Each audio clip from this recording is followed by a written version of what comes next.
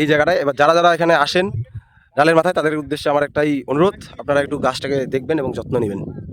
গরু ছাগল আশেপাশে বাঁধা থাকলে একটু দূরে সরিয়ে দিবেন, আর জল পারলে জল একটু দিবেন। সবার কাছে এটা একটা রিকোয়েস্ট। আমাদের এখন ডালের মাথায় যাবে, তাজা হয়ে গেছে, বৃষ্টি শুরু হয়ে গেছে, এখন গাছ লাগার আদর্শ সময়। আমাদের পুলিশ বন্ধু এখন গাছ বন্ধু হতে চায়, মানুষের পরিষেবার পাশাপাশি এনভায়রনমেন্টটাকেও ঠিক রাখতে চায়।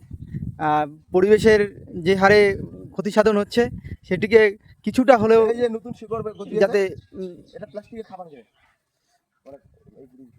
রিকভারি হয় তার ব্যবস্থা করছে, এবং সমাজকেও বার্তা দিচ্ছে যাতে মানুষও উদ্বুদ্ধ হয় যে কাজের পাশাপাশি, এটা হচ্ছে তৃতীয় বটবৃক্ষ রোপণ।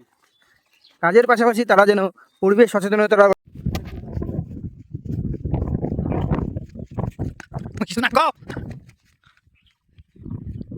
মুখ দেখাও রে, মুখ দেখাও, মুখ দেখাও।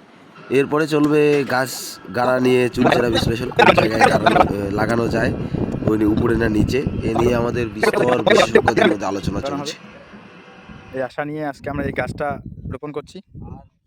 আর যে যে বন্ধুগুলো আসবে আমাদের ডালের মাথায় ঘুরতে, তো অনেকেই আসে, যত স্থানীয় বন্ধু সবাই যাতে এই গাছটাকে একটু যত্ন নেয় এই গাছটা এসে। এই পাশেই জল রয়েছে, তোমরা জল দিতে পারো, দিও, এটা আমাদের অনুরোধ।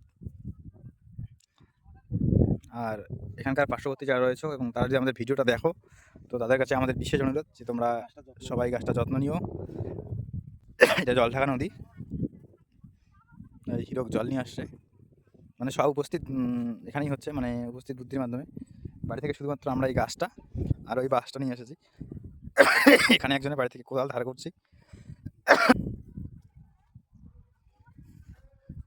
এরপরে আমাদের আরেকখানে যাওয়ার পরিকল্পনা রয়েছে, একজন অসুস্থ রোগীকে রক্তদানের।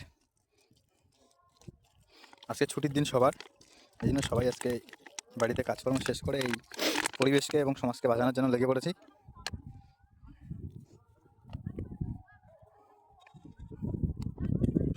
আস্তে গাছটা লাগাতে দিস না। বট গাছ যদি কারো বাড়িতে থাকে বটের চারা, তো আমার হাতে দিন, আমি এরকম একটা সুইটেবল জায়গায় যে কোনো জায়গায় লাগাবো।